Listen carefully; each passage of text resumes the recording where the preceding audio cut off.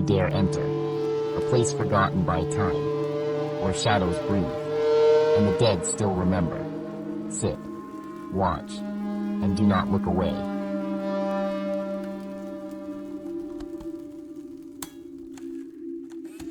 It started with a flyer. Bright red, nailed to the cracked bulletin board outside Miller's gas station, a scrap of paper fluttering in the cold October wind. No address, no phone number, just an arrow drawn in black ink pointing east toward the old quarry road. I should have ignored it. Everyone in town knew the quarry was cursed ground. Kids went missing, cars broke down, things moved just out of the corners of your eyes. But the flyer was still there the next day, and the day after that, and then the first ticket showed up. Slipped under my front door while I slept, without a sound. A thin strip of parchment, hand-lettered in curling black ink. Admit 1, midnight. No seat number, no ride tokens. Just those two words and a faint smell of smoke and something sweet, like burnt sugar. I almost threw it away. But something about the paper, the weight of it, the way the ink shimmered faintly under the kitchen light, made my fingers tremble. It felt alive. That night I couldn't sleep. I lay in bed, staring at the ticket where it sat on my nightstand, feeling it tug at something deep inside me. By 11:45, I was already pulling on my jacket. The night was bone cold, the mist hanging thick over the empty streets. The old quarry road was darker than I remembered, the trees pressed close on either side, branches clawing at the sky. But ahead, just beyond the first bend, I saw light. Flickering red and gold, barely visible through the fog. The carnival. Waiting. The ticket burned against my palm as I took the first step off the road. And somewhere deep in the mist, a carousel groaned awake, a slow, broken tune winding up like an ancient music box. The night of the Mirage Carnival had begun. The path narrowed as I moved closer. The mist thickened, curling around my legs like cold fingers. Each step felt heavier, like the ground itself was trying to pull me back. And then, out of the fog, the gates appeared. Not wood, not iron. Smoke. Two towering pillars of swirling mist shaped into crooked arches, flickering with faint golden light from within. Hanging between them, a tattered banner swung in the still air. Welcome to the Mirage Carnival. Leave your troubles behind. The words twisted and shimmered as I read them, like they were written on water. Beyond the gates, the carnival spread out into impossible distance. Tents stitched from shadows, rides spinning soundlessly, booths that leaned at wrong angles. No crowds, no laughter. Only the slow, rhythmic wheeze of the carousel. And somewhere deeper inside, faint but growing stronger, the low toll of a bell. The ticket in my pocket pulsed against my chest. A summons. I hesitated at the threshold. Something about the gates felt final, as if once I crossed them, the road behind me would vanish. As if the world I knew would fold away like paper, leaving only this place. Only the carnival. I looked back once, at the empty road, at the mist swallowing the trees, at the faint glimmer of the town's distant lights. Then I stepped forward. The smoke gates closed silently behind me, and the Mirage Carnival swallowed me whole. The moment I stepped past the smoke gates, the world shifted. The ground beneath my boots softened, no longer asphalt or dirt, but something else. It felt like walking on damp velvet, pulsing faintly with each heartbeat.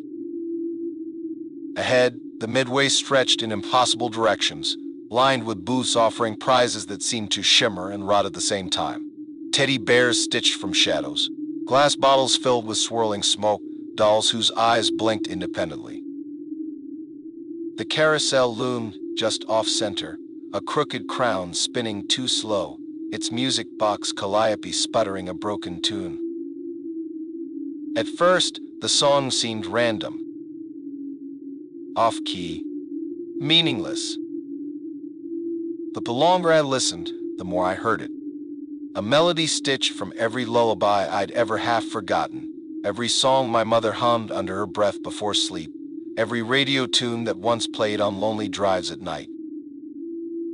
The calliope was playing memory, and with each broken note, the fog inside me stirred. I moved closer without meaning to, drawn by the fractured music.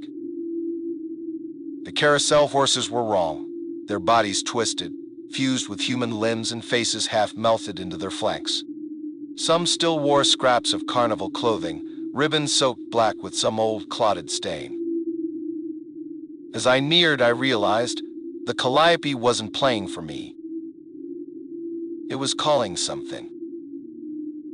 Calling them. From the swirling mist at the edges of the midway, shapes began to stir. Limping. Crawling. Grinning. The first of the hollow ones were waking up. And they were hungry. The first of them stumbled into view, lurching from the mist like broken marionettes. Their bodies were stitched together from scraps of memory, faces half-formed, eyes melted shut, mouths stretched into rictus grins they couldn't close. Their clothes hung in tatters, patchworks of old school uniforms, church dresses, work coats, soaked through with the heavy fog. And they moved like they remembered being human, but had long since forgotten why. The calliope's broken tune sharpened, its melody clawing deeper into my skull.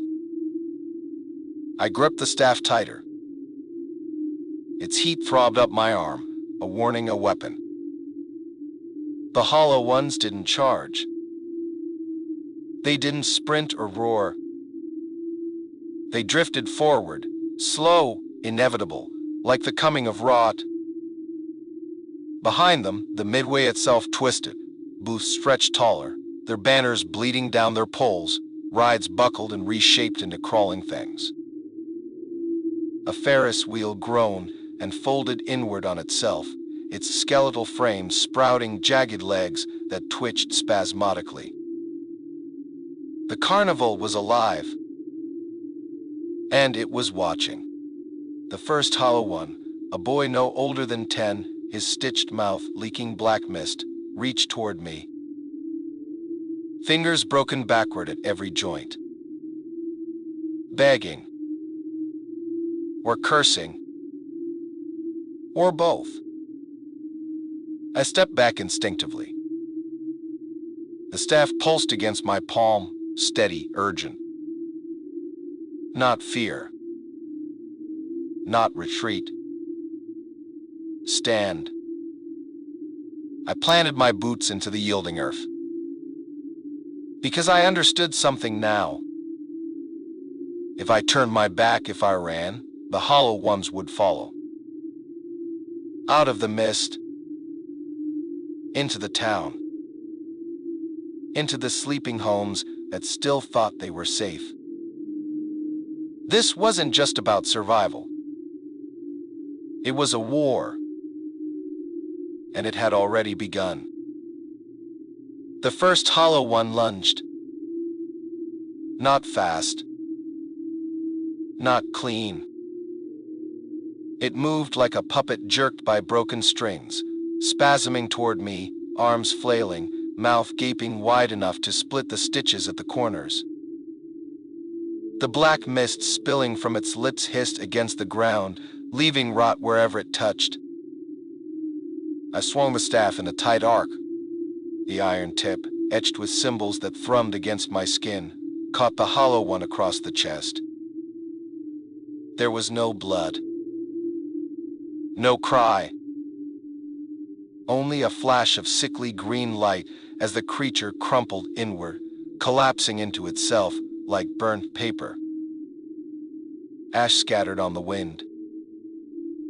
For a heartbeat, the midway stilled. The Ferris wheel froze in its tortured, half-crawled shape. The broken rides held their breath, and the remaining hollow ones watched. I could feel it in the fog, the carnival itself adjusting, calculating, realizing I wasn't just prey. I was a threat. The second wave hit harder. 3 hollow ones surged from the mist at once, 2 adults and a child, their limbs stitched together at odd angles, moving as one. The child led. Its eyes had been sewn shut with barbed wire. Its hands were fused to the adults by veins of slick black sap. They screeched, a sound like metal tearing, and lunged for my throat. The staff moved on instinct. Not mine. The watchers, the countless echoes of those who had come before me. I spun low, sweeping their legs from beneath them. They crashed into the broken earth in a tangle of limbs, still screeching. Before they could rise, I brought the staff down in a brutal final arc. The cracked midway absorbed their screams, drinking their forms into the soil. The ground pulsed beneath my boots. The carnival was angry now. The mist thickened again, and from somewhere deeper inside the black tent at the heart of it all, a deeper bell began to toll. Heavy. Wet. Final. The hollow ones weren't fighting to kill me anymore. They were fighting to drag me under, to make me one of them. The bell's toll vibrated through the mist, each pulse sinking into my bones, slowing my steps, muddying my mind. It wasn't just sound anymore. It was a gravity, a pull. The hollow ones pressed in closer, bodies dragging broken limbs across the cracked midway, mouths sewn shut, but still mouthing silent screams. The staff in my hands burned hotter, the runes etched along its shaft blazing against the thickening fog. It whispered warnings, pulse after pulse, urging me forward. Deeper into the carnival. Deeper into the heart. Toward the black tent. It rose ahead like a tumor against the bruised sky. Stitched together from scraps of dead rides and torn carnival banners, the seam slick with something that looked like blood but moved like mist. The entrance yawned wide and wet, a mouth waiting to swallow me whole. The Ferris wheel behind it spun faster now, its carriages swinging wildly, groaning under the impossible strain. The midway shuddered with each revolution, the cracked asphalt splitting wider, roots of blackened wood writhing from the gaps. I moved toward the tent. Step after brutal step. The hollow ones didn't block me now. They knelt instead, hundreds of them, lining the broken midway, their stitched faces tilted upward, watching. Waiting, as if they knew what was coming. As if they were honoring it. The bell tolled again. Once. Twice. 3 times. The ground cracked open beneath the entrance to the tent, and from the wound spilled them. The true architects of the carnival. The things that the hollow ones served. Things that had never been human. The watcher's staff pulsed furiously in my grip. warning me. What was ahead was worse than anything I'd faced before. And still, I stepped into the dark. Inside the black tent, the world twisted. The ground beneath my boots wasn't earth anymore. It was soft, spongy, pulsing slightly with each of my steps, as if the carnival itself was breathing. The air was thicker too. Not fog. Not smoke. Blood. I could smell it. Taste it. Feel it coating my skin. Shapes loomed ahead in the suffocating dark, half-formed rides stitched from bone and sinew, twisting into shapes too monstrous for the human mind to comprehend. A carousel spun in the distance, its horses nothing but writhing mounds of limbs and teeth, their cries muffled by sewn mouths. A funhouse towered nearby, its mirrors splintered into 1,000 screaming faces, each reflection showing not who you were, but what you feared you could become. And at the center of it all, the mouth. It wasn't a structure. It wasn't even alive in the way the hollow ones were. It was a tear. A rupture. A black, yawning maw that pulsed with a hunger too ancient to name. From within its endless throat, the mist poured outward, feeding the carnival, feeding the hollow ones, feeding the dream of endless fear. The staff in my hand grew so hot it blistered my palm, but I refused to let go. The mouth knew I was here now. It felt me. It turned its endless, eyeless gaze toward me. And the carnival itself shivered in anticipation. This wasn't just another fight. This was the fight. The moment I either stood my ground or was swallowed whole, the mouth began to open wider. The edges of the black tent peeled back like torn flesh, revealing an endless spiral of jaws inside jaws, rings of teeth that stretched into infinity. No sound came from it. Only pull. A pressure so strong it felt like it was trying to peel the soul straight from my bones. The ground between me and the mouth buckled, splitting into deep fissures that vomited black mist into the choking air. Behind me, the stitched carnival groaned to life. Booths collapsed inward. The Ferris wheel screeched. The carousel spun faster, its broken music warping into a high, keening wail. The carnival didn't want me to reach the mouth. It wanted to stop me before I even crossed the threshold. The hollow ones slithered out from the ruins, twisted things stitched from faces and regrets, their bodies flickering between mist and flesh. They didn't scream. They didn't roar. They begged. "Stay," they whispered in voices stolen from the missing. "Join us," they wept through mouths that barely held together.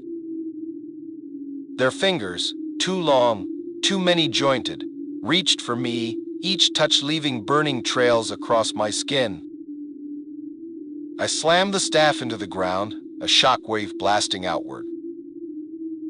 The nearest hollow ones burst apart, their bodies unraveling into ash and smoke. But more came. Endless. Relentless. They poured from the booths, crawled from the games, spilled from the Ferris wheel cars like maggots from a corpse. I had to move, had to reach the mouth, before the carnival swallowed me whole. Before the hollow ones found a way to tear down the last defenses I still had. I pulled the staff free, ignoring the blinding pain in my hand, and ran.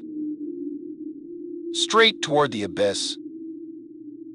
straight into the open jaws of the endless, hungry mouth. Because the only way to end this was to go deeper than they ever expected me to. The instant I crossed the threshold, the world snapped. The stitched carnival behind me vanished, sucked into the folds of the black tent like a dying dream. There was no ground anymore. No sky. No air. Only the endless spiral of jaws spinning outward, teeth glinting like shattered glass under a light that wasn't light at all. The staff in my hand flickered, its glow weakening with every step I took into the mall. The pressure here was different. Heavier. Older. Like gravity had been broken and rebuilt wrong. I wasn't walking anymore. I was falling sideways. Drifting downward through layers of dead memories stitched into the very walls of the spiral. Faces flashed past me, blurred, screaming, pleading. Some I recognized. Some I didn't.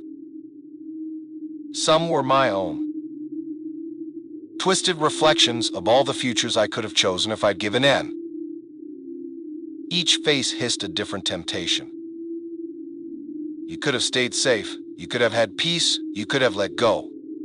The staff pulsed faintly, a warning throb against my wrist. The mouth was trying to seduce me. Even now, even here, it didn't just eat bodies. It devoured choices, devoured hope, turned dreams into chains. I gritted my teeth, forcing myself to keep moving forward, or down, or whatever passed for direction in this broken space. The spiral tightened. The teeth grew longer, sharper, narrowing the path into a suffocating corridor of gnashing fangs. Every step shredded the air around me into tatters. The darkness thickened until it became a living thing, crawling across my skin, whispering in my ear, coiling around my ankles. But I didn't stop. Because somewhere beyond this suffocating, endless descent was the real heart. The true source. The root of the carnival's rot. And if I could reach it, I could end this. Really end it. Or die trying. The spiral narrowed until I had to crawl. The teeth scraping the walls on either side grew into jagged ribs arching over my back, forming a tunnel of gnashing bone. The staff barely fit. Its tip dragged against the ground, sparking tiny flares of dying light. The whispers thickened. No longer offering peace. No longer coaxing. Now they threatened. You'll fail, you'll fall, you'll feed the hollow like all the others. I clenched the staff harder, feeling splinters bite into my palms. Each breath was a struggle now, thick mist clogging my throat, pressing into my lungs like wet cotton. The tunnel shifted under me, the ribs flexing inward, trying to crush me like an insect caught between two stones. I rolled forward just in time, feeling the bones scrape my jacket, ripping long gashes in the fabric. Ahead, the tunnel widened slightly. A hollow. A place where the spiral's teeth formed a great, yawning mouth. And within it, something waited. I could feel it even before I saw it. A presence. Watching. Breathing. Hungry. The hollow was littered with bones. Not human. Not animal.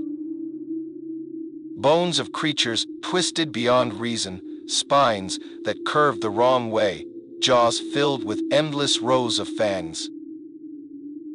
Each skeleton was shackled to the floor with chains made of mist, anchoring their remains like trophies nailed to the walls of a hunter's den.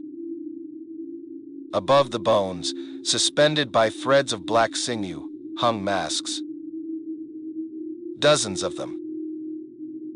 Hundreds. Each carved from the faces of those who had fallen to the carnival's hunger. I recognized some of them. Neighbors.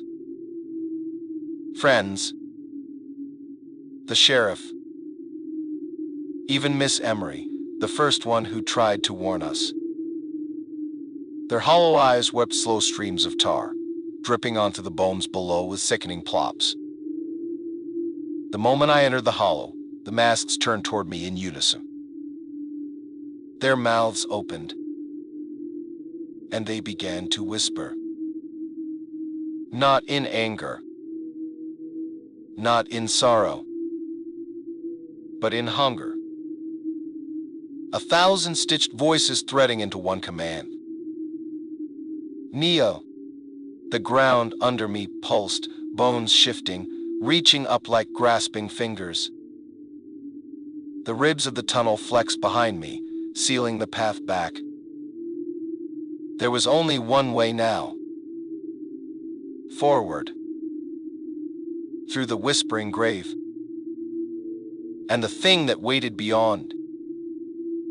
The first of them moved when I stepped onto the bones. It wasn't a shuffle. It wasn't a stumble. It was a glide, smooth, deliberate, as if the thing had been waiting centuries just for this moment. It wore the mask of a little girl, but the body beneath it was wrong. Long limbs bending like willow branches, skin stitched from scraps of mist and rotting fabric. It tilted its head, the mask cracking slightly with the motion. And it smiled. A smile too wide for a human face. A smile made of hunger. Then another mask twitched. And another.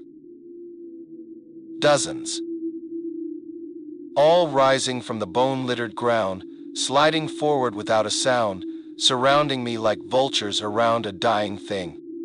The staff in my hand pulsed violently, its runes blazing in warning. But the masked ones didn't charge. They waited, breathing in unison, whispering in unison. Kneel, submit, wear the mask. The mist thickened around their feet, wrapping their shapes into jagged silhouettes, as if they were half-formed sketches drawn by a dying god. One of them, wearing the sheriff's face, stepped closer, dragging a chain behind it. The chain rattled across the bones, sparking small plumes of mist where it touched. It extended the chain toward me, an offer. The weight of the staff grew unbearable. My knees trembled.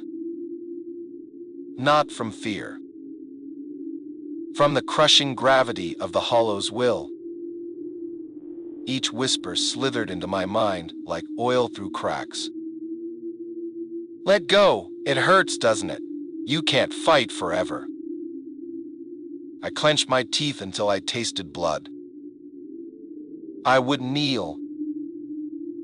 Not here. Not to them. The masked ones swayed in unison, their broken bodies moving like seaweed in a black tide. And then, without warning, they charged. Not clumsily, not blindly. With precision. With hunger. With purpose. The first one lunged for my throat. I swung the staff hard, the iron tip slamming into the mask with a wet, splintering crack. The creature crumpled, melting into a pool of mist that screamed silently as it vanished. Another grabbed for my leg. Another for my arm. I spun, the staff cutting arcs of light through the darkness, each swing severing another mask from its puppet body. But for every one I destroyed, two more rose from the bones. The mist churned violently now, thickening into walls that closed in tighter with each passing second. I was being herded again, driven, forced toward the center of the hollow, where the bones grew into a twisted spire, and something darker pulsed at its base. I stumbled. Hands, human hands, children's hands, ancient hands, clawed at my jacket, at my arms, at my soul. The masked ones shrieked, their faces splitting open into wide, gaping maws that poured mist into the air. I slammed the staff into the ground. A shockwave burst outward, flinging the nearest creatures back. But it barely bought me seconds. Seconds were all I needed. Through the swirling chaos I saw it. A path. Narrow. Crooked. Leading through the spire of bones. Leading deeper. Leading forward. I gritted my teeth. And I ran. The path writhed under my feet, a slick, uneven tangle of shattered ribs and splintered femurs. Each step crunched like breaking glass, sending echoes spiraling into the mist. Behind me, the masked ones screamed, their forms glitching and stuttering, desperate to reclaim what had slipped through their claws. Ahead, the spire loomed. It wasn't natural. It wasn't built. It had grown, a towering pillar of broken bodies, skulls fused into the marrow of ancient trees, flesh hardened into bark. At its base, a hollow mouth yawned open. A tunnel, a throat, a way forward, or a final grave. The staff in my grip pulsed faster, the runes along its shaft searing against my palm. Warning. Invitation. I sprinted toward the opening, boots slipping on wet, pulpy ground. The air thickened with every step, the mist clinging to my face, dragging cold fingers through my hair. Whispers slithered from the spire's cracks, pleading, weeping, singing lullabies in voices I almost recognized. Mother, friend, lover. Lies stitched from memories I had tried to bury. The tunnel swallowed me whole. Inside, the world changed. The light dimmed to a deep, diseased amber, casting long, twitching shadows that moved even when I stood still. The walls pulsed around me, a slow, breathing rhythm. Every breath made the passage tighten slightly, like the spire was deciding whether to digest me. I kept moving, because there was no going back. Not now. Not ever. The floor sloped downward, deeper into the bones. Ribs arched overhead like the rafters of a cathedral built by madmen, each one inscribed with symbols that writhed when I looked too long. The staff's light flickered, faded, almost went out entirely. Then, from the end of the tunnel, light, flickering, unsteady, a rotten orange glow like the last embers of a funeral pyre. I stumbled out of the tunnel and into a pit filled with masks, thousands of them, some still worn by twitching bodies, others lying limp and eyeless on the rotting ground. In the center of the pit stood a figure, not masked, not stitched. Something worse. It wore my face. Almost. A mockery of it. Stretched thin over a shape that didn't understand how bones were supposed to fit together. It smiled. Not a sneer. Not a leer. A perfect imitation of my happiest smile, the one I hadn't worn since before the hollow ones came. And it spoke in my voice. "Come home," it said. "Lay down the staff. Be free." My hands trembled. The pit seemed to close around me, the masks whispering in thousands of stolen voices. Promising peace. Promising escape. Promising an end to the endless fight. The figure opened its arms. Inviting. Beckoning. And for the first time, I almost wanted to say yes. I froze at the edge of the pit, the staff heavy in my hand, the whispering masks hissing sweet poison into my ears. The thing wearing my face, my perfect face, stepped forward. Each footfall sent ripples through the sea of discarded masks, making them twitch and moan like restless sleepers. "You're tired," it said, voice soft, understanding. "Let it go! You fought enough." The words struck deep, because part of me was tired, tired beyond bone, beyond blood, beyond soul. I'd fought the hollow ones. I'd survived the mist. I'd burned through nightmares stitched from my own regrets. And still, the road stretched endless ahead. The pit seemed to tilt, the mask sliding toward me like a tide. I stumbled forward a step, just one, but it was enough. The staff dimmed slightly in my grip, the pulse of ancient memory flickering like a dying heartbeat. The thing smiled wider, its arms opening further. "Come home," it said again, and now the voices from the masks rose in a soft chorus behind it. Home, home, home. I shook my head, clenching my teeth so hard I tasted blood. Home was gone. Burned away the moment I had picked up the staff. There was no going back. Only forward. Only through. The false me took another step, and its face cracked, just slightly. A tiny fissure ran from the corner of its mouth to its ear, revealing something underneath. Something writhing. Something hungry.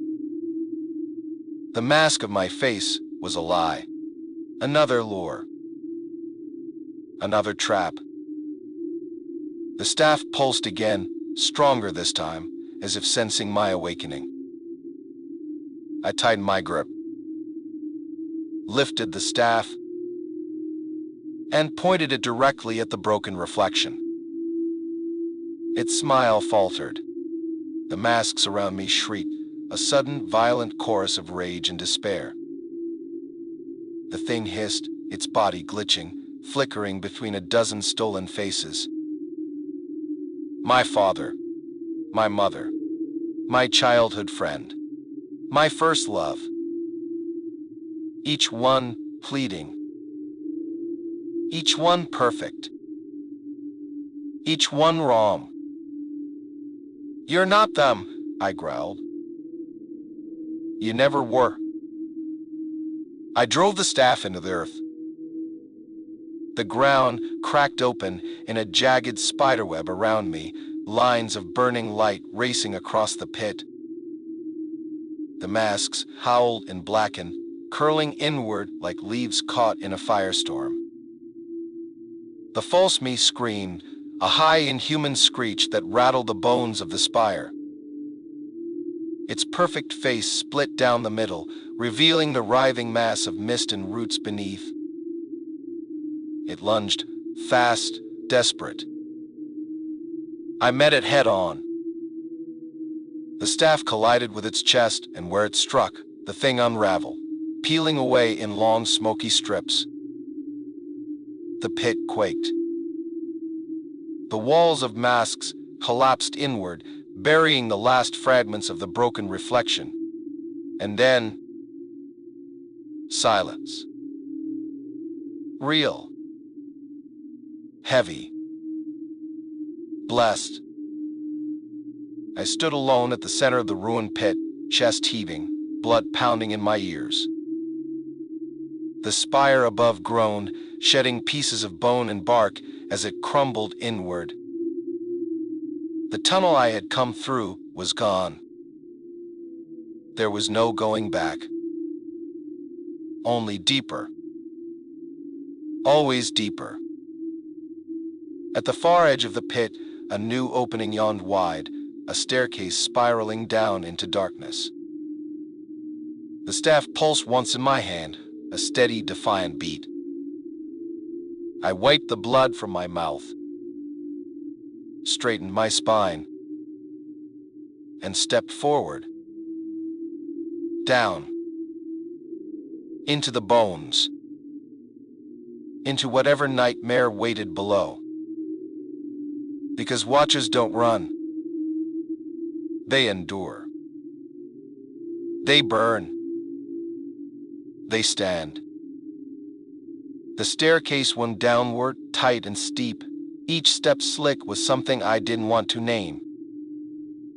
The walls closed in, slick with pulsing veins of mist, the stone weeping black tears that hissed when they hit the steps. The staff's light was a narrow blade in the dark, barely enough to carve out a few feet ahead of me. But it was enough. The deeper I went, the louder the heartbeat became. Not mine. Not the forest's. Something older. Something buried. The staircase twisted sharply, narrowing until my shoulders brushed the walls on either side. Every step echoed. Soft. Wet. As if the stone itself was alive and listening. The mist here didn't swirl. It clung. It watched. And sometimes, just beyond the edge of the staff's glow, I caught glimpses. Hands pressed into the stone, fingers writhing like worms under the surface. Faces frozen mid-scream, their mouths stitched shut by roots that pulsed like veins. The staircase split. One path slanted down into thicker mist, the other rose slightly, its steps cracked and weeping. I hesitated. The staff pulled slightly toward the rising path, but the heartbeat below pulsed harder, louder, as if sensing my reluctance. It wanted me to go deeper. It wanted me lost. I gritted my teeth, tightened my grip, and turned upward. The mist shrieked, a sound like nails dragged across stone. The walls trembled, cracks splitting outward in angry veins. The hollow ones were waking. I sprinted up the broken stairs, boots slipping on the slick stone, the staff blazing hotter in my hands. The stairwell twisted again, the angle wrong, the world bending around me like a spiral sinking into itself. And at the top, a door, ancient, cracked, bound in chains of mist and bone. The heartbeat pounded so loudly now that it rattled my ribs. The door wasn't locked. Not really. It was sealed. Sealed by will. Sealed by fear. And behind it, something waited. Not a king. Not a beast, a memory. The root of the hollow one's hunger. The first sin. I placed my hand against the door. It was ice cold. And beneath the surface, something moved, pressing back. A whisper slid under the cracks. Come see, come remember. The staff trembled in my grip, the ancient runes along its length flaring to life. Warning. Pleading. I could turn back. Seal the stairs. Forget what waited beyond. But I wouldn't. Because watchers don't turn away. Not from the truth. Not from the horror. Not from the things that make the mist scream. I tightened my grip. Drew a deep, shuddering breath. And pushed. The door groaned. The chains writhed and snapped. The mist shrieked. And the world beyond the door opened its eyes. The door didn't swing open. It peeled back like skin stretched too tight, revealing a yawning darkness that breathed cold mist into the stairwell. I stepped through. At first I thought the room was empty. Just blackness. Silence. A thin, sour smell of something ancient rotting under stone. Then the staff's light flickered. And they appeared. Eyes.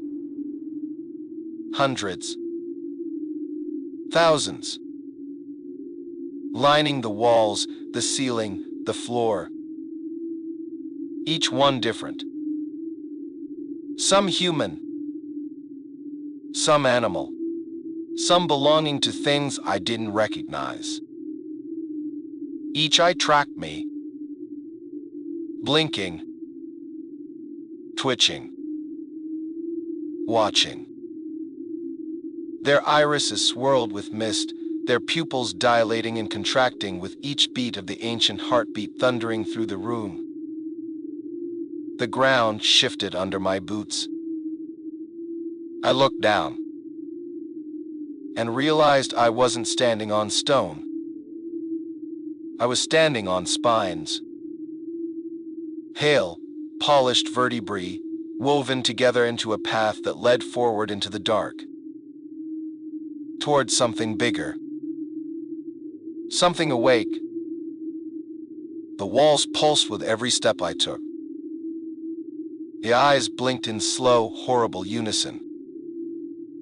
And somewhere ahead, in the heaviest part of the dark, a new shape began to form. Not a hollow one. Not even a watcher.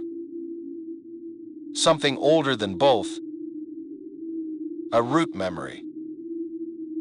A thing that remembered when the mist was born. It unfurled slowly, like a spider shedding old skin. And when it opened its mouth, a yawning, lipless hole ringed by writhing teeth, it didn't roar. It whispered. Watcher, it said, its voice stitched together from 1,000 dead tongues. You walk paths that were sealed for a reason. The eyes blinked faster now, a living ocean of blind, panicked memory. The mist thickened at the edges of the room, shuddering like something trying to be born. The thing on the throne of bone leaned forward, its stitched face pulling tight. What will you give, it whispered, to stop what is coming? The staff in my hand vibrated violently. The choice hung in the air, a choice the watchers before me had faced, a choice they had bled for. I could make a bargain. I could buy time. I could delay the mist's return. But at what cost? At what sacrifice? I took one shaky step forward. The room of eyes blinked. The heartbeat roared. The thing opened its mouth wider, revealing a tunnel of endless, grinding teeth. Choose, kneel, offer. The mist seethed at the edges of my vision, forming shapes. Faces. Ghosts of every failure I had ever tried to bury. The past clawed at my ankles. The future burned in my lungs. And the staff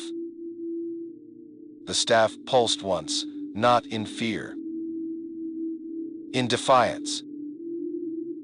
I tightened my grip. Because there was only ever one answer. I didn't kneel. I didn't bow. I lifted the staff higher, its ancient runes burning brighter until the mist itself recoiled. The thing on the throne let out a low, grinding sound. Not anger. Amusement. Another stubborn one, it rasped, voice stitched from old regrets and broken oaths. The last watcher bled for their defiance too. Around me, the floor of spines shuddered, cracking in thin, weeping lines. The eyes on the walls wept black tears. The mist pulsed in jagged spasms, a dying heart trying to restart. The thing leaned further forward, its stitched flesh splitting at the seams. You will break, it promised. All watchers do. I stepped closer, boots grinding against brittle bone. Each step was a scream. The mist clawed at my skin. Whispers dug into my ears. Faces flickered in the corner of my vision, friends who had abandoned me, fathers who had failed me, lovers who had lied. All the worst memories, all sharpened into hooks. But the staff's heat seared through the noise, anchoring me. You think you fight the mist, the thing said, voice booming louder, but you are the mist. It stretched one rotted hand toward me. Inside its palm, something pulsed, a shard of light, cracked and bleeding. Take it, it whispered. Accept your place among the broken, where the crown of ash. The mist throbbed faster. The room of eyes blinked in frantic, terrified rhythm. The world tilted. I could feel it. The truth in its words. I was broken. I had always been broken. Alone. Lost. Angry. Empty. It would be so easy to fall forward. To let the mist carry me. To become one of them. But then, I thought of Emma, of Caleb, of Brianna, of Thomas. I thought of the watcher who pulled me from the carnival's jaws, of the silent promise they made when they placed the staff in my hands. Fight anyway. Stand anyway. Even if you're broken. Especially if you're broken. Because the mist doesn't fear strength. It fears resistance. I took a final step forward. Lifted the staff over my head. And drove it into the floor of spines. The room exploded in light. The mist howled, recoiling in blind agony. The thing on the throne screamed without sound, its stitched body unraveling into mist and ash. The shard of light in its palm shattered, releasing a shockwave that tore through the walls of eyes. The entire world bent inward. Collapsed. shattered. And then I was falling, tumbling through mist and memory, through whispers and screens, through every road I had walked, every town I had passed, every soul I had tried and failed to save. Down, down, down, toward whatever waited at the true heart of the hollow, toward the place no watcher was ever meant to reach. The mist thickened around me, and somewhere far below, a new voice began to rise. Not the mists, not the hollow ones. Something worse, something ancient, something awake. I slammed into solid ground.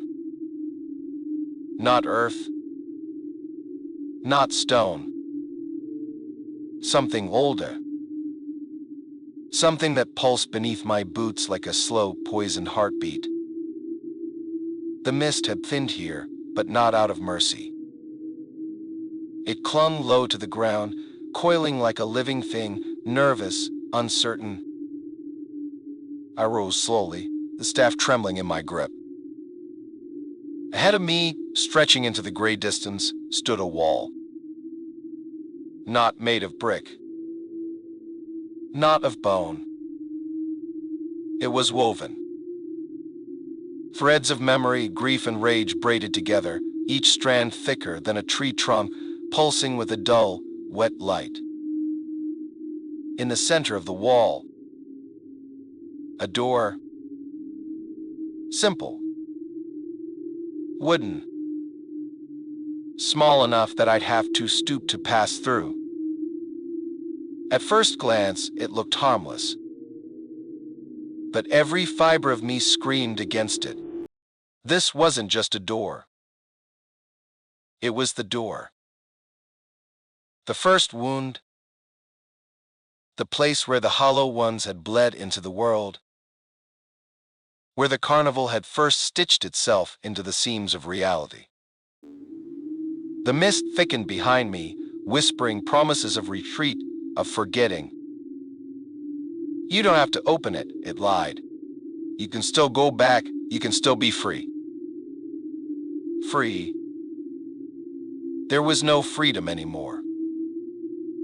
Not for me. Not after everything I had seen. Not after everyone I had failed. The staff pulsed in my hand, not as a command this time, but as a question. Are you sure? I stepped closer. The wall shivered. Faces stretched against the woven surface, children crying, mothers screaming, fathers begging. The hollow ones pressed their memories into the weave, trying to stop me. Trying to make me see every horror, every failure, before I crossed the threshold. The door wasn't locked. It didn't need to be. It trusted fear to keep it closed. I reached for the handle. The wood was warm, pulsing with life. Or maybe something worse. The moment my fingers brushed it, the door whispered. Come see. Not a demand. An invitation. A dare. I tightened my grip on the staff, took a breath, and pulled. The door creaked open, and the world beyond it wasn't a place. It was a memory, a beginning. The air turned colder. The ground beneath my feet fell away. And I stepped through. I fell through the door. Not down, not sideways, but inward. Into a memory that wasn't mine. Or maybe it was. The world around me twisted, color draining until everything bled into shades of bruised gray. I stood in a town I almost recognized.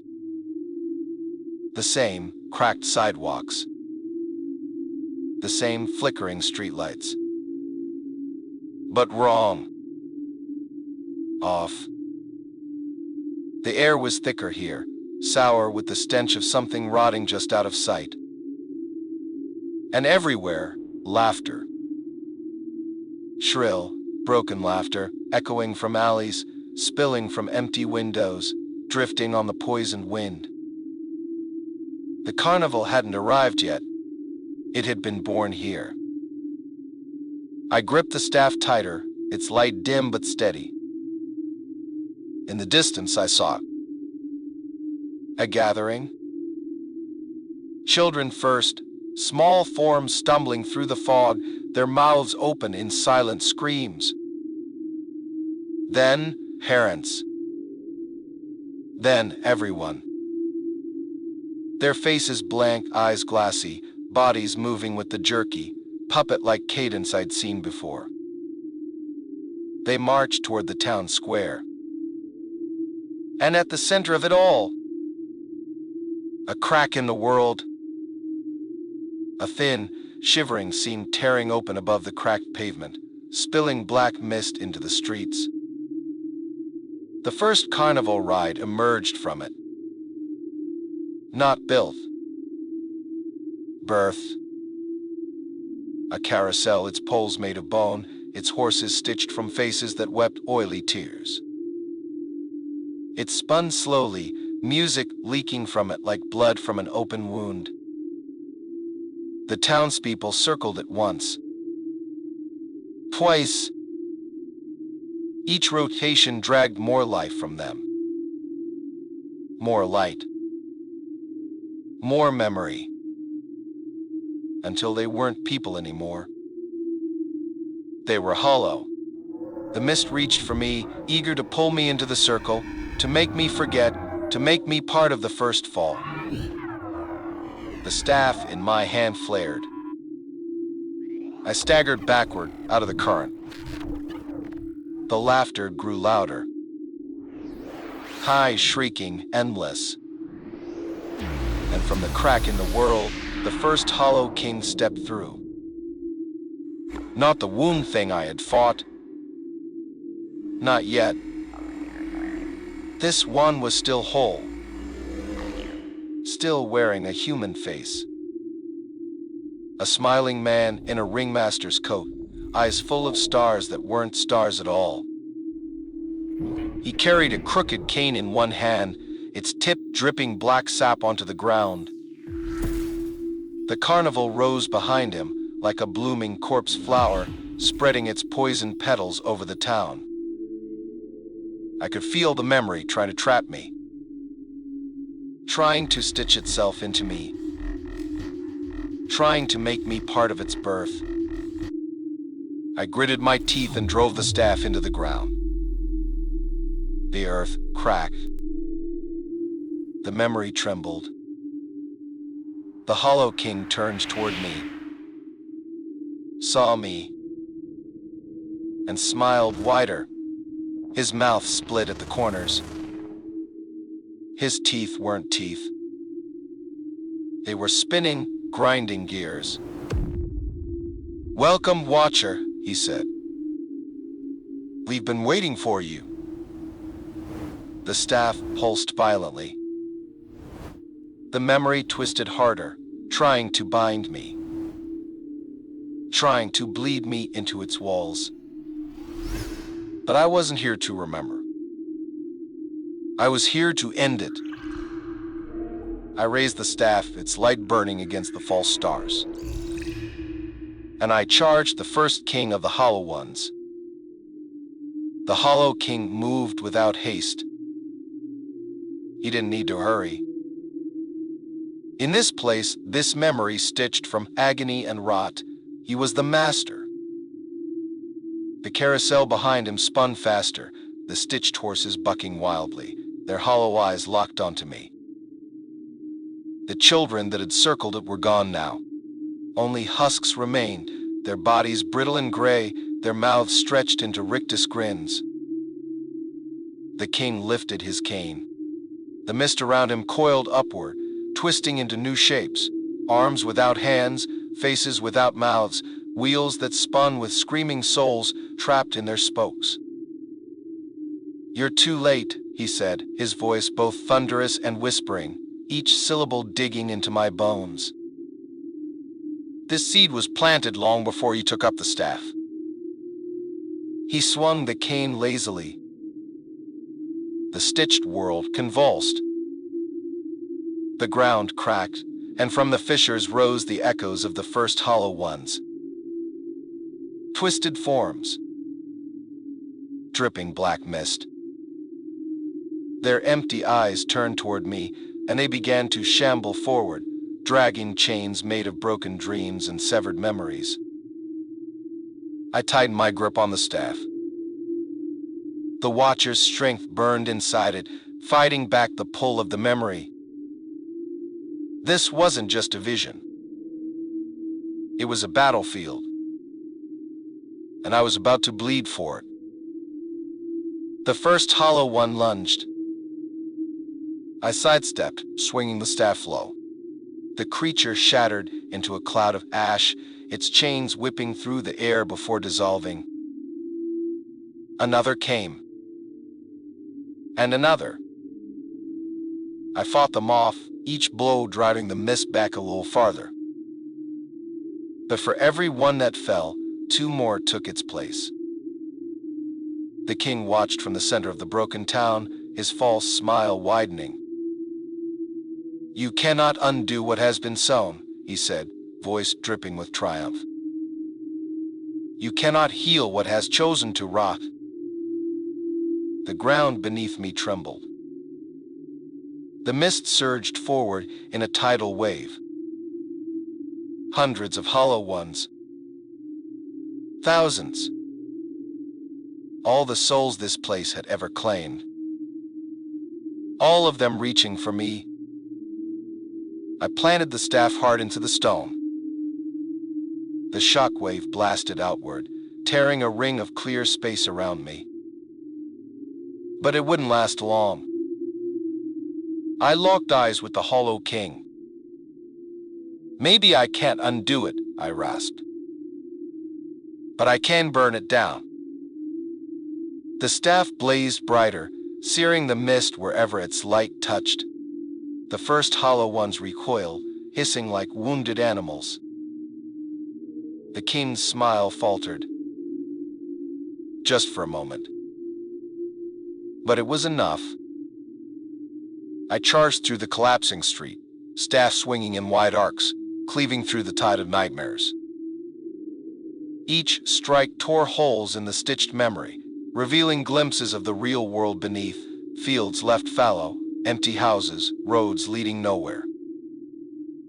The king roared, a soundless vibration that shattered windows and split the pavement. He lifted his cane high, and a Ferris wheel behind him groaned. It detached from its broken moorings. It spun sideways, and it rolled toward me like a titanic wheel of bones and screaming faces. The mist surged with it. The memory closed in, and the battle for the first seed entered its final moments. The Ferris wheel howled as it rolled toward me, a collapsing storm of shrieking faces and grinding metal. Every cage that hung from its frame spun wildly, and inside each one, something thrashed, children, mothers, fathers, their bodies stitched into the rusted skeleton of the ride. I ran. Not away. Toward it. Because there was no outrunning the past. No escaping the weight of broken promises. The staff in my hand burned brighter with every step, searing a path through the mist. The hollow ones closed in from the sides, their clawed hands scraping the cracked asphalt, their stitched mouths gasping for stolen breath. The king's laughter echoed through the ruins, a sound like snapping bones and weeping dreams. "You will be crushed beneath what you could not save," he said. The wheel loomed overhead, a wall of rust and sorrow blotting out the fall sky. I could see the faces now, not strangers. People from my town. People I had failed to save. Their eyes found me, begging, condemning, forgiving. All at once, the staff pulsed once, twice, slamming against my ribs with each beat. "Now," it said. "Strike now." I gritted my teeth and slammed the staff into the ground. The earth cracked open beneath me. Roots burst upward, thick and blackened, seizing the ground like the hands of a dying god. They coiled toward the Ferris wheel, snagging its broken frame, pulling at its spinning mass. The wheel groaned. The mist shrieked. The Hollow King raised his cane again, trying to rip the roots apart. I screamed. A raw, wordless sound. And the roots tightened. The Ferris wheel shuddered. It slowed, its momentum bleeding away into the cracked earth. And then it tipped. It fell sideways, crashing down into the town square with a deafening, bone-snapping roar. The cages burst apart, releasing clouds of mist and fragments of broken dreams. The hollow ones shrieked and scattered, their forms unraveling in the sudden blast of light and ash. The king stumbled backward, his smile cracking. His cane struck the ground, desperate to summon more mist, more lies, more weight to bury me under. But it was too late. The wheel was broken. The heart of his memory had shattered. And the staff in my hands pulsed again, this time not in warning, but in victory. For the first time, the Hollow King looked afraid. And I wasn't done yet. The Hollow King reeled backward, his stitched cloak tearing in the smoky wind, his cane slipping from skeletal fingers. For the first time, he didn't look untouchable. He looked human. Old. Small. The mist recoiled from him like water from a drowning man, exposing the patchwork horror of his true form.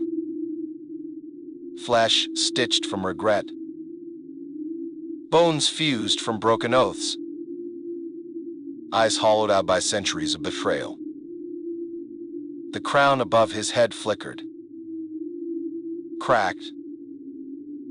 Its jagged teeth trembled with the strain of trying to hold the unraveling nightmare together.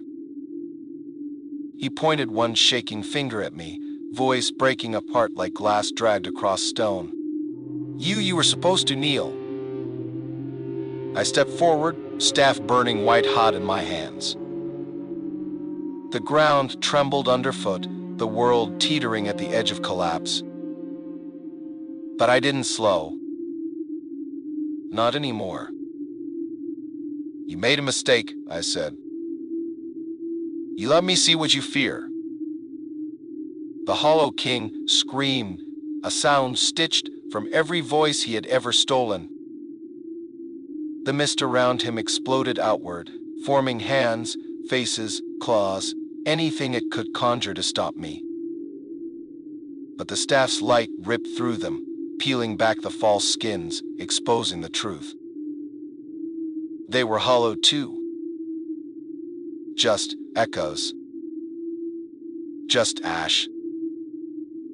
The king stumbled again, and the crown, the wretched, pulsing thing, cracked down its center. A thin wail rose from it, not a sound, but a feeling. Desperation. If the crown broke completely, the king would fall with it. The carnival would collapse. The hollow ones would scatter into dust. Everything he had built, his empire of stitched lies, would be swallowed by the real world again. And he knew it.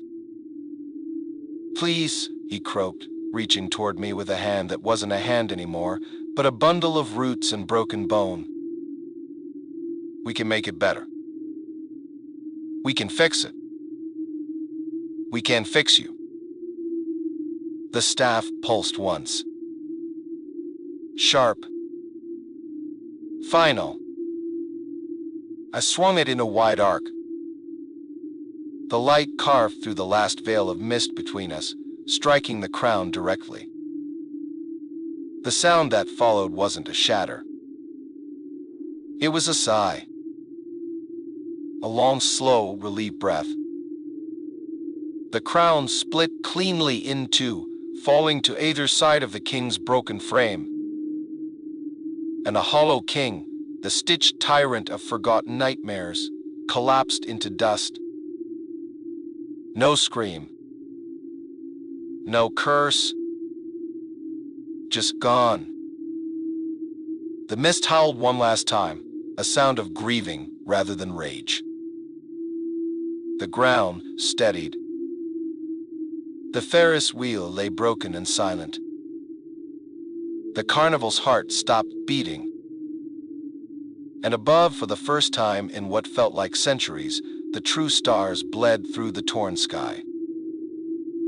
I stood alone in the smoking ruins, staff in hand, breath ragged, alive, victorious. But the road wasn't done with me yet. Not even close. The earth stopped trembling. The stitched carnival sagged inward, its broken bones collapsing into heaps of splintered wood and torn canvas. But something remained. At the very center of the ruins, rising from the wreckage like a survivor too stubborn to die, stood the carousel. Still spinning. Still whispering. The broken horses twisted in slow, painful circles, their hollow eyes locked on me as I approached.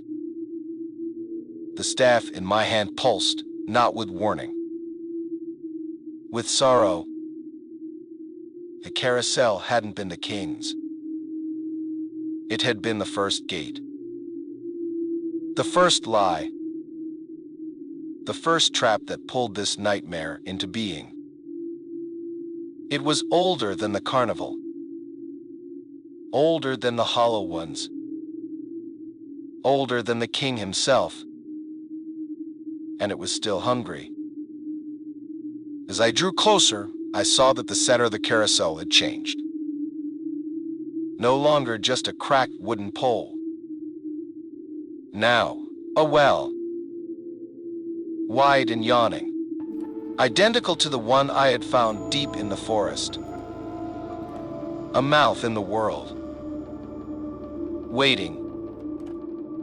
And from its depths, a faint, rhythmic pulse beat upward. Not a heart.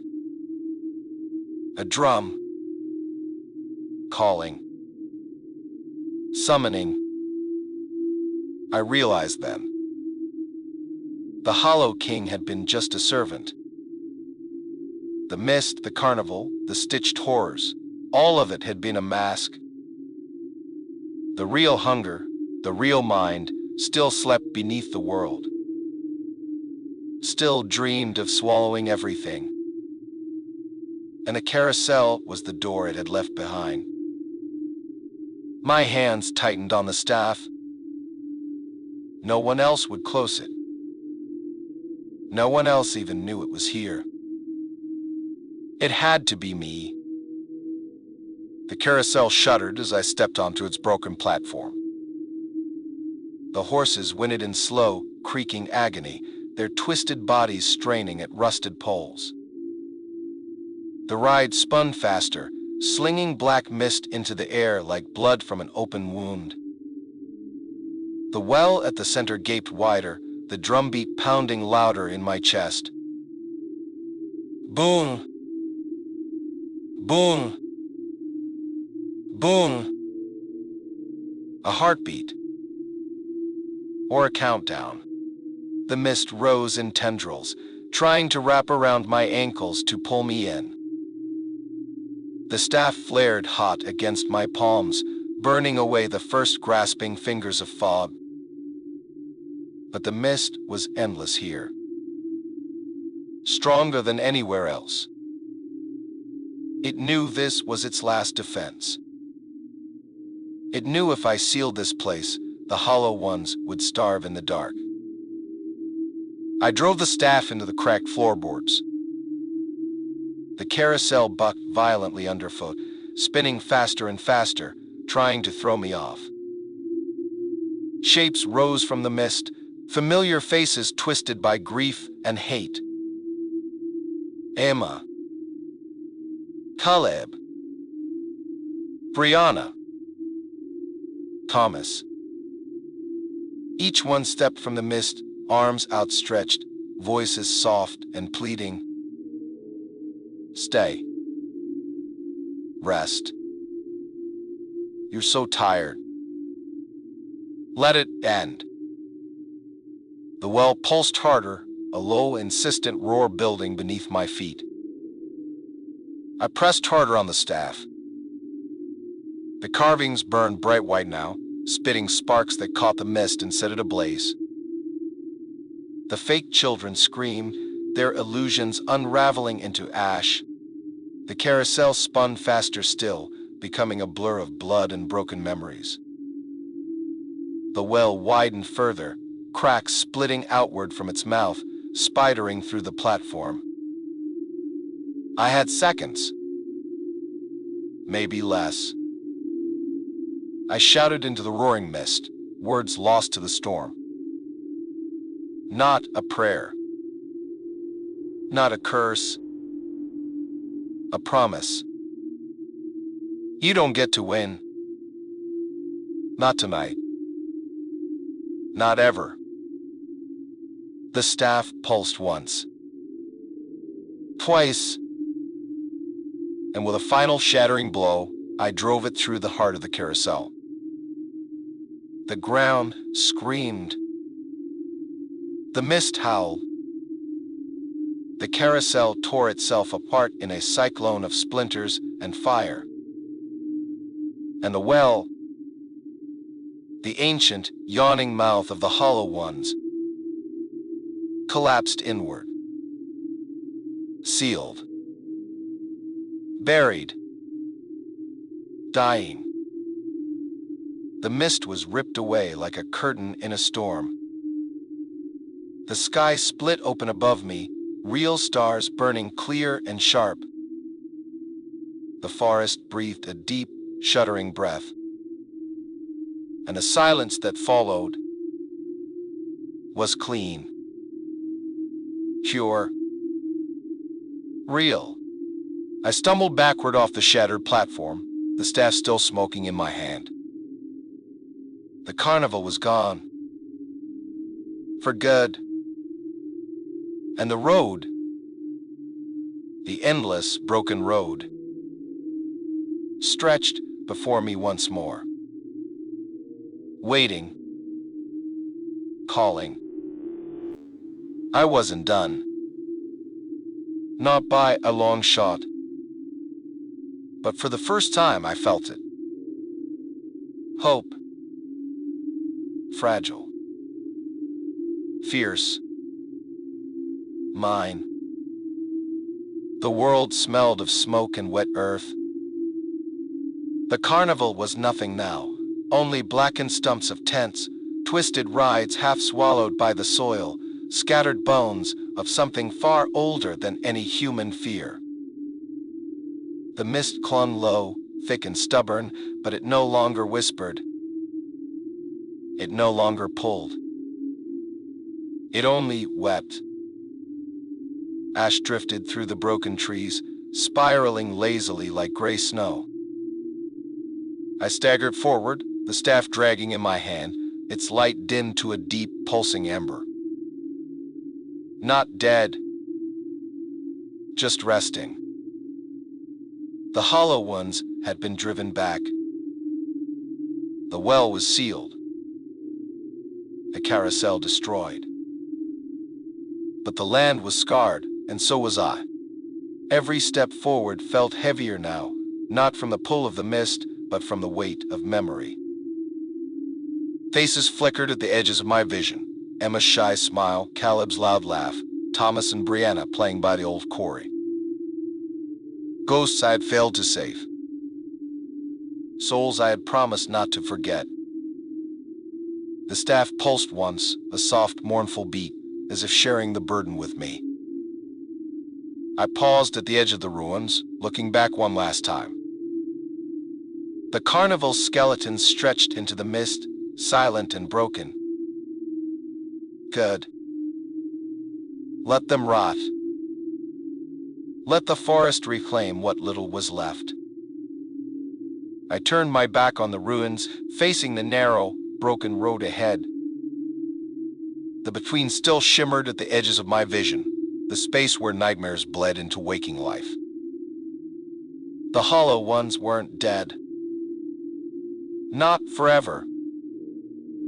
Somewhere, they would find another crack, another weakness, another place to seed their rot. But not here. Not now. I had bought time. And time, in a war like this, was victory enough. The road stretched out before me, cracked and crumbling, winding into darkness. But the stars above were real. The night was real. And I was still standing. That would have to be enough. For now. I tightened my grip on the staff, feeling its ancient strength settle deeper into my bones. I wasn't just a survivor. I was a watcher. One more scarred soul standing between the hollow ones and the world. One more voice refusing to be silenced. One more light in the dark. I took the first step. Then another. The ash stirred around my boots, whispering secrets into the still night air. The mist shifted behind me, parting in long, slow waves, as if bowing to something it could no longer control. Good. Let it remember. Let it fear. I walked on, into the broken night, into whatever waited beyond the hills. The hollow ones would return. The mist would rise again. The old songs would start anew. But when they did, I would be there. Waiting.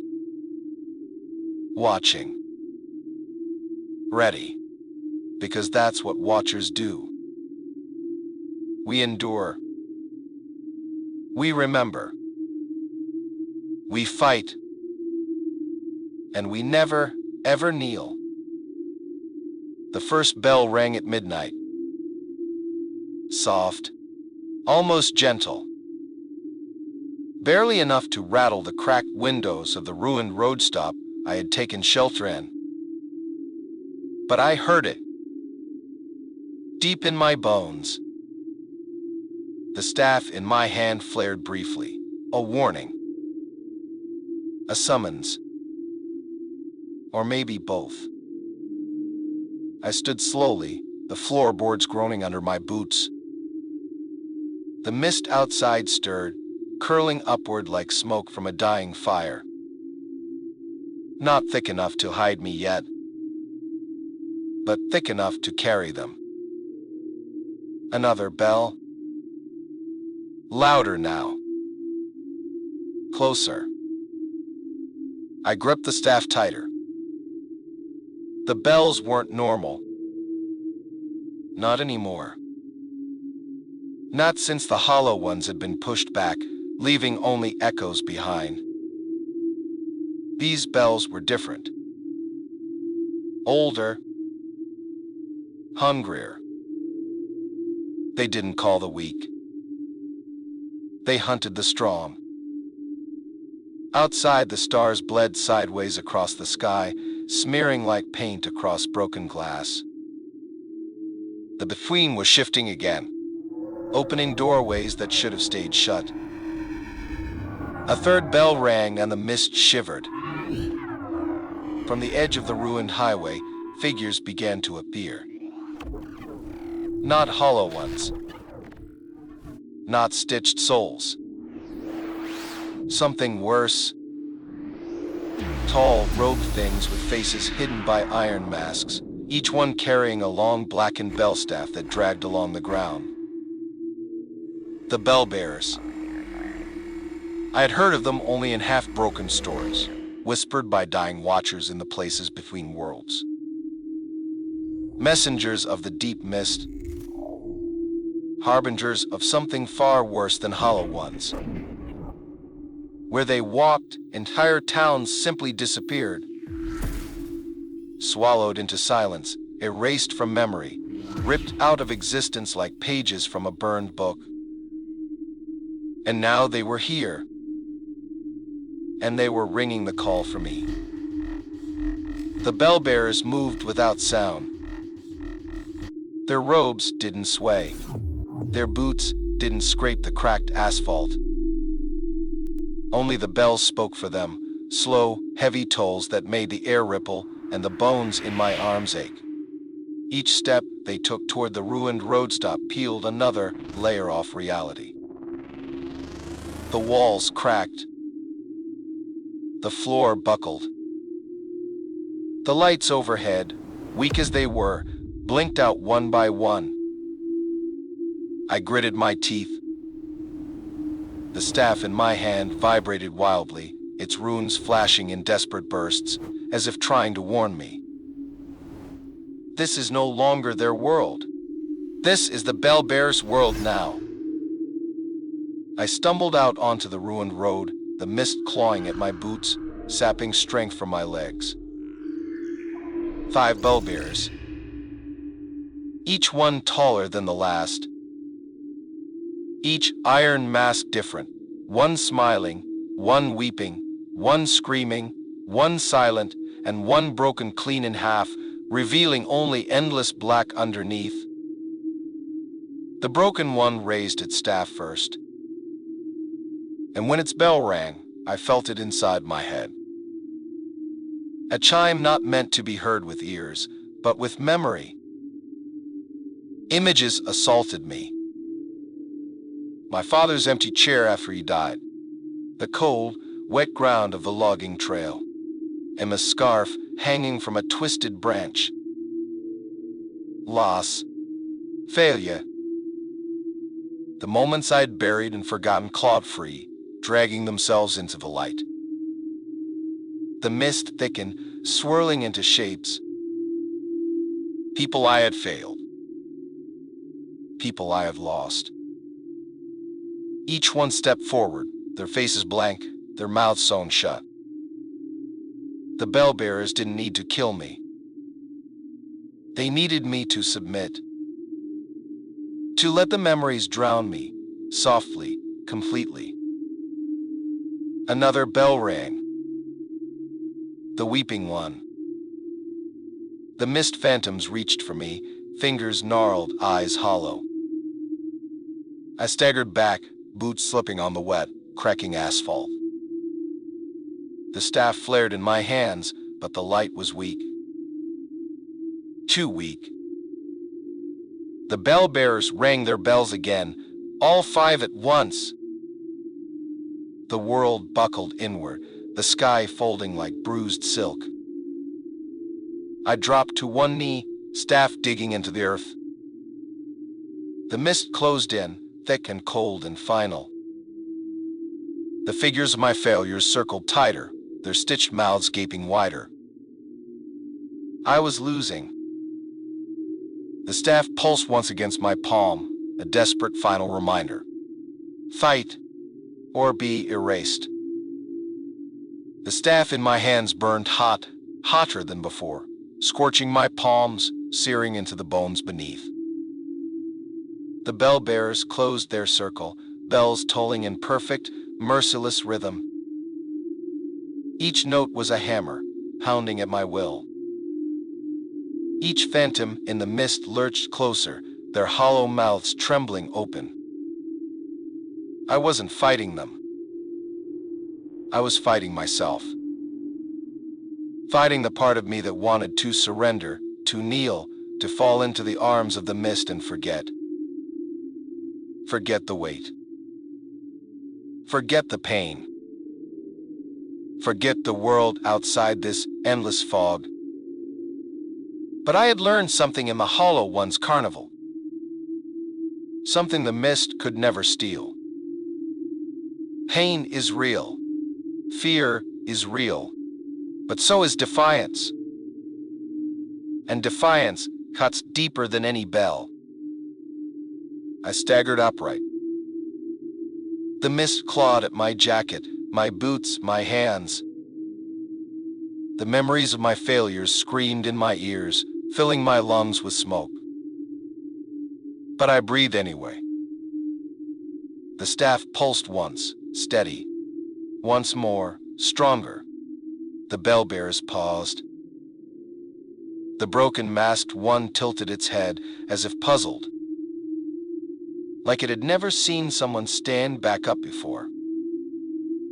Another bell rang, sharp and shattering. The mist surged forward, the phantom memories screaming louder, their hands reaching for my throat. I moved. Not backward. Not away. Forward. Straight into the heart of the bell-bearer's circle.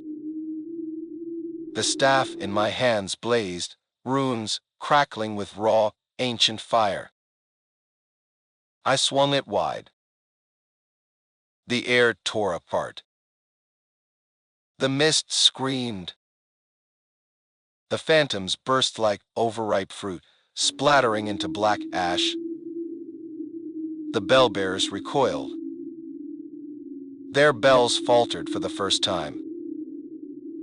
I pressed the attack. Another swing, another blast of light.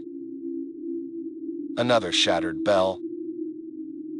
The weeping one staggered, its mask cracking, hairline fractures racing across the iron surface.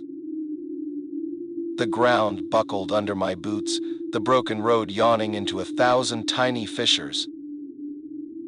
I didn't care. I was done kneeling, done begging, done losing. The staff burned white-hot now, its tip trailing fire across the broken asphalt. I could feel the road itself under me, wounded, battered, but still real, still mine to protect. The last bell-bearer, the broken one, lowered its bell. It didn't ring. Instead, it raised its empty hand toward me, as if offering something. A second chance. An easier path. I remembered the stitched smiles of the hollow ones. The false faces. The endless lies. I gritted my teeth, raised the staff, and charged. Straight at the heart of the bell-bearers. Straight into the fading light. Straight into the next battle. Because the road was still alive. And I wasn't done walking it yet. The first bell-bearer shattered beneath the blow. Its iron mask cracked clean down the center, splitting like dry bone, releasing a gust of black mist that screamed as it fled. The bell it carried clattered to the ground, rolling in slow, lazy circles before silencing itself forever. The others hesitated. The mist around them writhed, confused, angry. They had only ever faced the broken, the beaten, the ones too tired to fight. Not this. not someone who refused. I turned toward the second bellbearer, the one with the weeping mask. It stepped back instinctively, its bell swinging low, desperate to summon strength from the dying mist. But the staff in my hands burned brighter, its runes crawling with white-hot light, scorching the very ground where I stepped. The mist parted before me, not willingly. Fearfully. The weeping bellbearer tried to retreat into the fog, but there was nowhere left to hide. I slammed the staff into the ground. The shockwave ripped outward, cracking the broken road, snapping the trees like brittle twigs. The bellbearer wailed once, a high, keening sound that tore through the mist like a knife. And then it disintegrated into ash, leaving behind nothing but a rusted silent bell. 2 down. 1 remained. The broken masked one. The first and oldest. It didn't flinch. Didn't flee. It lowered its bell slowly, placing it on the cracked road with something almost like reverence. And then it raised its hands. Not to attack. Not to defend. To welcome. The mask peeled away, falling in rusted pieces at its feet. Beneath it, a face. A real face. Old. Weathered. Scarred. But human. A watcher. One who had fallen long ago. Not consumed, but corrupted. Trapped. Bound to the bells and the mist, forced to serve the very thing they had once fought. The watcher's hollow eyes met mine, and in them I saw plea. End it. I tightened my grip on the staff. This wouldn't be a victory. It would be a mercy. I raised the staff high. The fallen watcher nodded once, a gesture of understanding, of gratitude, and I brought the staff down. The road cracked, the mist howled, and the last bellbearer was no more. The bells lay silent on the broken asphalt, their strings severed, their power undone. The mist beyond the road recoiled violently, the hollow ones screaming in frustration, in terror. Their guardians were gone. Their first line was broken. And I still stood. Scarred. Shaking. But unbroken. The road ahead shimmered faintly, its cracks beginning to heal, its path clearing through the choking fog. The real road. The real world. Still waiting. Still fighting. And I wasn't finished yet. Not by a long shot. The moment the last bellbearer fell, the mist changed.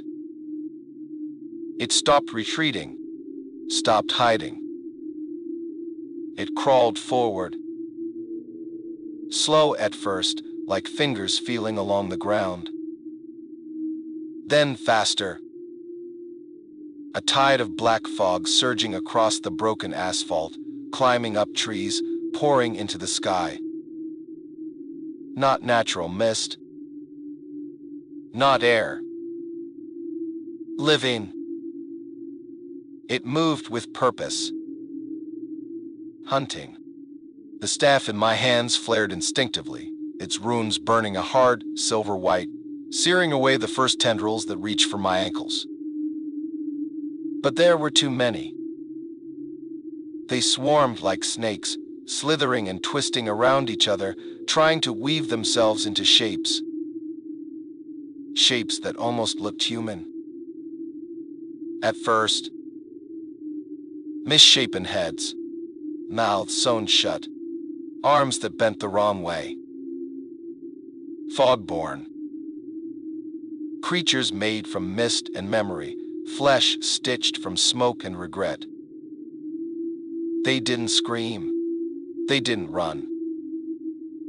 They crawled, dragging themselves forward with broken, clawed hands, mimicking life, mocking it. I backed away slowly, the staff held high, each step carving a line of scorched ground behind me. But the fog-born kept coming.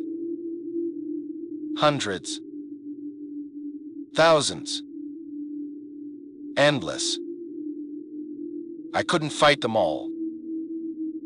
Not like this. Not alone. I gritted my teeth, searching the broken horizon for anything, anywhere I could make a stand. And then I saw it. Just ahead, an old church steeple, half collapsed, its bell tower leaning precariously to one side. Stone walls cracked, windows shattered, but still standing. Barely. A memory of sanctuary. A fragment of hope. The mist recoiled slightly from it, hissing and swirling, as if unwilling to touch the crumbling stones. I didn't think. I ran. Boots pounding against cracked asphalt, the staff burning a trail through the crawling mist, fog-born screeching and writhing in my wake. The steeple loomed closer, its broken cross silhouetted against the bleeding sky. I reached the door, half hanging off its hinges, and slammed my shoulder into it. The wood splintered, giving way with a groan of old nails and tired bones. Inside, darkness. Cold stone. Shattered pews scattered like broken teeth across the floor. And at the far end, an altar long abandoned, candles melted down, 2 puddles of wax. But the mist didn't follow. It curled at the doorway, howling in frustration, straining against some unseen barrier. The church wasn't safe. Not truly. But it was enough. Enough to breathe. Enough to think. I dropped the staff for a moment, sagging against the nearest wall, my lungs burning, my heart hammering against my ribs. Outside, the fog-born circled the building, their shadows flickering across the broken windows, their clawed hands scratching against the stone. Waiting. Watching. And in the far distance, beneath the endless whimper of the mist, something bigger was stirring. Something that made the fog-born look like insects. Something the mist had been hiding. Nurturing. Preparing. The true heart of the carnival. And it was coming. Fast. The steeple trembled, dust raining down from the rafters. The candles on the altar flickered weakly, as if remembering their purpose. I forced myself upright. No more running. No more hiding. The next fight would decide everything. Either I stood, or the hollow ones would rise again, stronger, hungrier, unstoppable. I grabbed the staff, feeling its pulse steady in my hands. And I turned toward the shattered doorway. Ready. Waiting. The mist roared outside, a storm of shadows and whispers. And deep within it, something opened its eyes. At first I thought it was just a shadow. A darker patch in the swirling mist, too large, too heavy, moving against the flow. Then it stepped into the dying light outside the church. And I saw it. Not a hollow one. Not a fog-born. Something older. Something worse. It stood twice the height of a man, its body stitched together from pieces of the mist, flesh woven from the despair of every lost soul the carnival had claimed. Its arms dragged along the ground, fingers ending in broken talons. Its chest heaved with labored, wet breaths, each inhale drawing the mist tighter around it. But its face... God. Its face... There wasn't one. Just a mass of writhing mouths, stitched where eyes should be, gaping holes where a nose should have been, and a wide, lipless grin carved into raw, bleeding skin. The grin wasn't mocking. It wasn't cruel. It was hungry. And it was looking directly at me. The fog-born shrank away from it, whimpering like beaten dogs, making a path through the mist. It didn't move fast. It didn't have to. Every heavy step cracked the ground, shook the broken stones. It was coming for me. It had always been coming for me. The staff in my hand trembled, the runes along its surface flaring hotter, brighter, casting long, jagged shadows across the ruined church. The creature stepped closer. The mist around it boiled and hissed, faces bubbling to the surface and popping like rotten fruit. With every breath, it grew. More mist flowed into its body, more faces stitched into its flesh, more hunger carved into its frame. It wasn't just a monster. It was a collection. A monument. To every failure, every fear, every soul that had ever fallen to the carnival. And it wanted to add me to its mass. I planted my feet.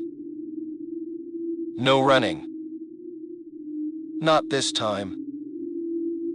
The church trembled as the thing neared the doorway, its massive frame barely squeezing through the broken entrance. The candles on the altar flared, then died, snuffed out by the sheer weight of its presence. The air grew colder, each breath stabbing my lungs with ice. The staff's runes blazed, throwing back the worst of the chill. But the thing just laughed, a deep, rattling sound that vibrated through the bones of the church. It knew. It could feel it. I was one man. One half-broken soul. And it was everything the carnival had ever devoured. The odds were written in blood across the cracked stones. I gripped the staff tighter. It didn't matter. The watcher who saved me hadn't stood because they thought they could win. They had stood because someone had to. Because sometimes standing was winning. The monster stepped fully into the church, its grin widening, cracking the bleeding flesh across its stitched face. It lifted one massive hand and pointed at me. The broken ground shuddered.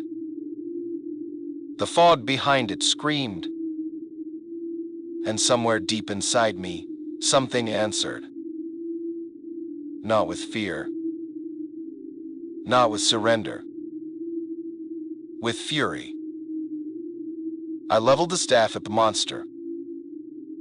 "Come on," I whispered, voice raw. "Come and see what's left." The mist boiled. The monster roared. And the final battle began. The thing charged. Not fast, just inevitable. Each step shook the church, sending cascades of dust and splinters raining from the cracked rafters. The mist screamed behind it, shoving into the ruined building like a living tide, eager to watch, to feed. I didn't retreat. I didn't blink. I ran toward it. The staff blazed in my hands, the runes burning so bright they etched after images into the dark.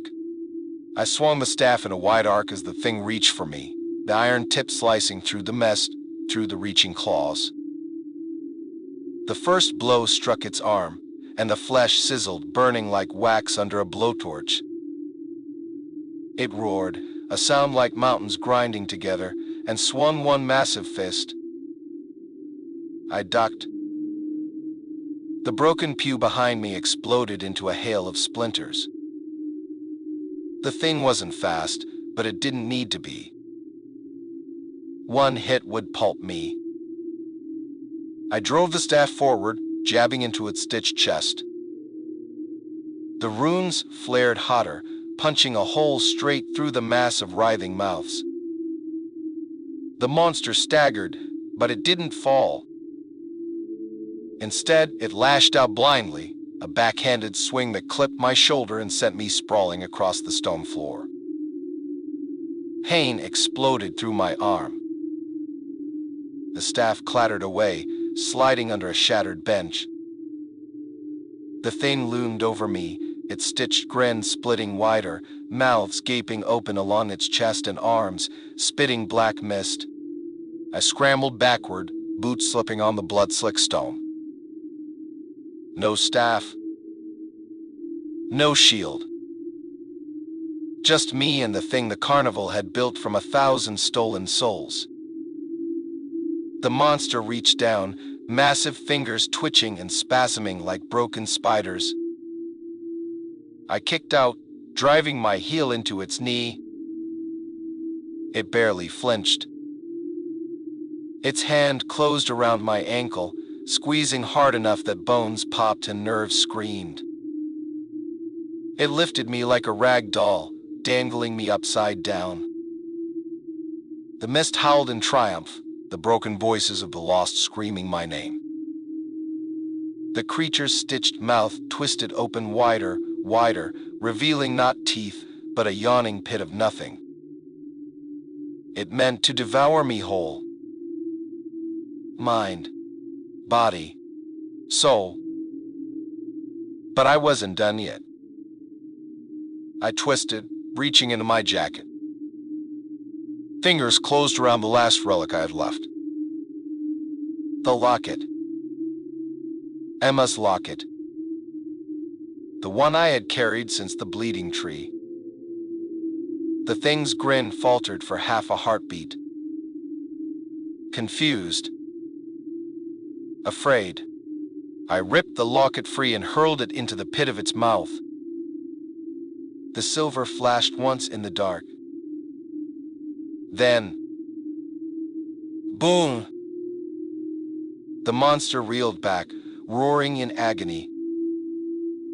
The locket detonated inside it, not with fire, not with force, but with memory. Real memory. Pure. Uncorrupted. The thing's stitched flesh burned like paper in a bonfire. Mouths melted shut. Eyes burst into ash. It dropped me with a howl of rage and pain. I hit the ground hard, ribs screaming, but I forced myself upright. The staff. Where was the staff? There, under the bench. I dove for it, snatching it up just as the creature staggered toward me again, its body already reforming from mist and hatred. I planted my feet. No more running. No more fear. I lifted the staff high. And when the monster lunged, I drove it straight into the heart of its unraveling chest. The staff plunged deep, the runes flaring one last time, blinding. The thing shrieked, not with anger, with terror. It twisted, trying to pull away, but the staff rooted it in place. The mist recoiled, screaming in 100 stolen voices. The church shook. The roof cracked. And then, the thing collapsed inward, folding into itself, dragging the mist with it. A black spiral. A sucking wound. It shrieked once more, a sound of pure hatred. And then it was gone.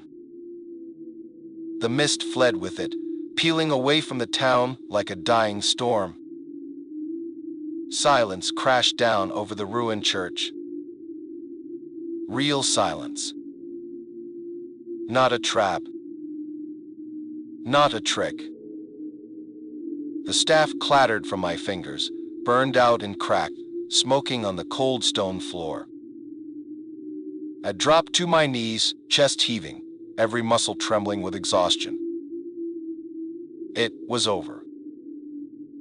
At least for now. The hollow ones had been broken here. But I knew. Somewhere in the distance, somewhere beyond the pines, they still waited. They always would. And so would I. Because now there was no going back.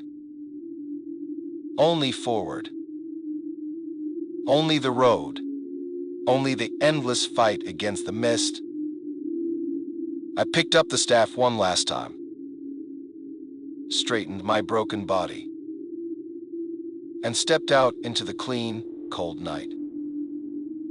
The stars burned overhead. Real stars. The first I'd seen in a very, very long time.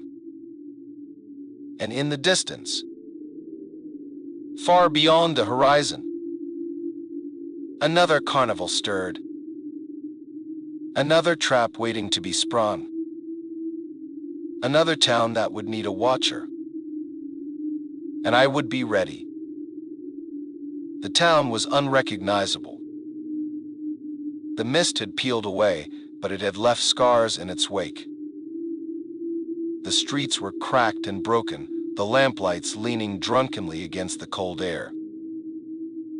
Windows were shattered, doors hung loose on their hinges, and everywhere there was the same smell.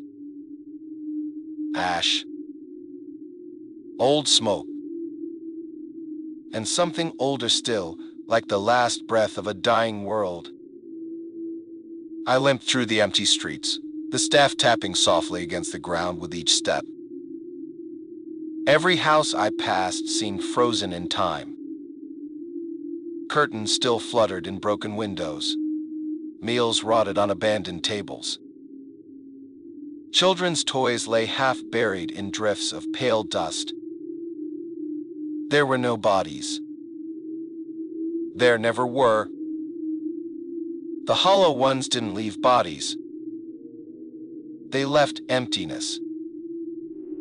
Hollowed out shells of memory and pain. The weight of it pressed down on me with every step. This was the price. This was the cost of fighting them. Even when you won, you still lost something. At the town square, the old clock tower stood frozen at 2:46 a.m.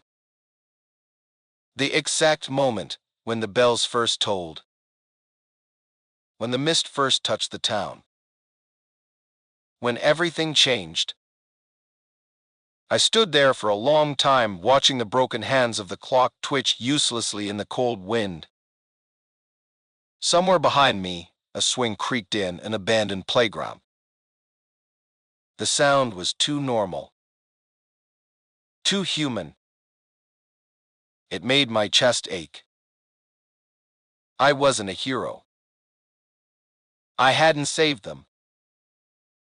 Not all of them. Maybe not even most. But I'd stopped the carnival.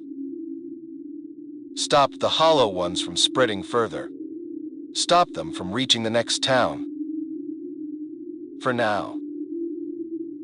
The staff pulsed weakly in my hand, its runes dim like a dying fire. It needed time to heal. So did I. But time was a luxury I didn't have. Already, I could feel it. The first stirrings of the mist at the edges of the world. Not here. Not yet.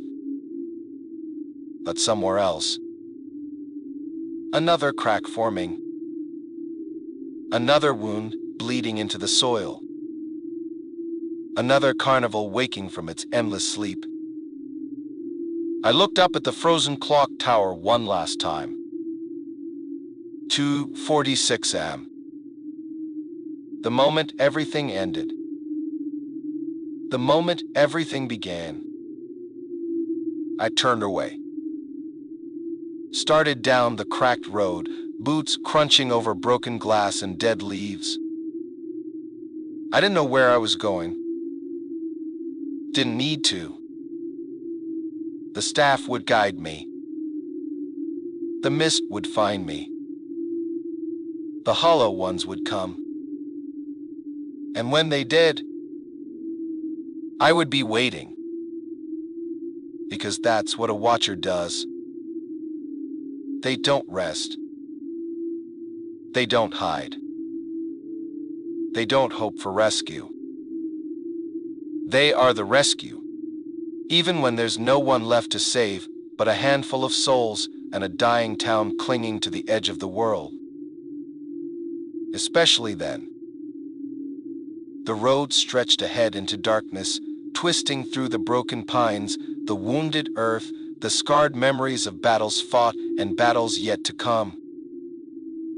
And I walked into it without fear, without regret, without hesitation. Because the mist never sleeps. And neither will I.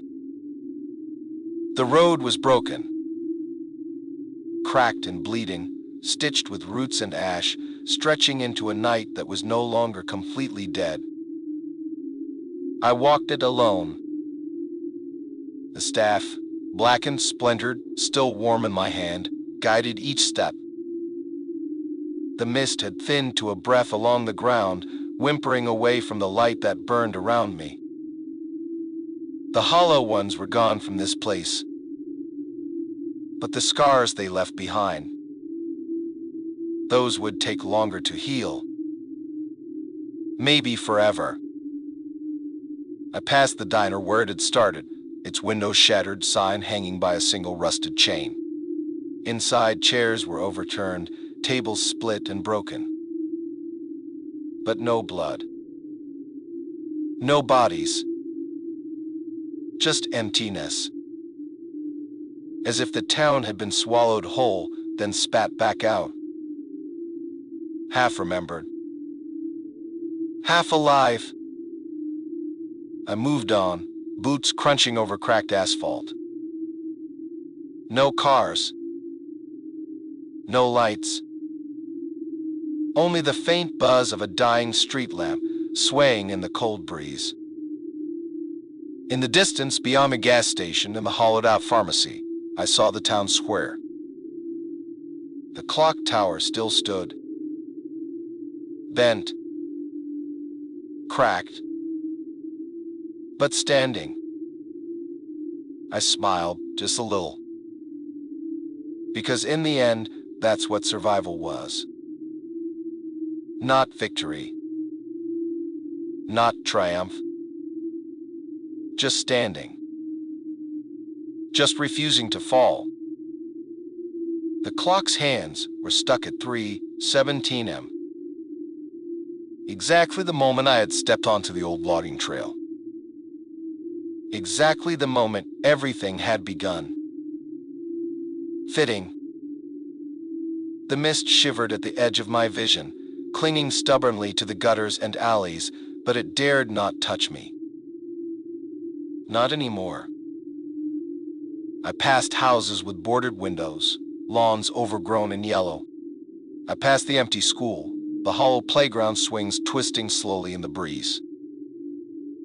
Everywhere I looked, silence, stillness, wounds, but also space to rebuild, space to remember, space to breathe. At the edge of town, where the road cracked and faded into dirt, I stopped.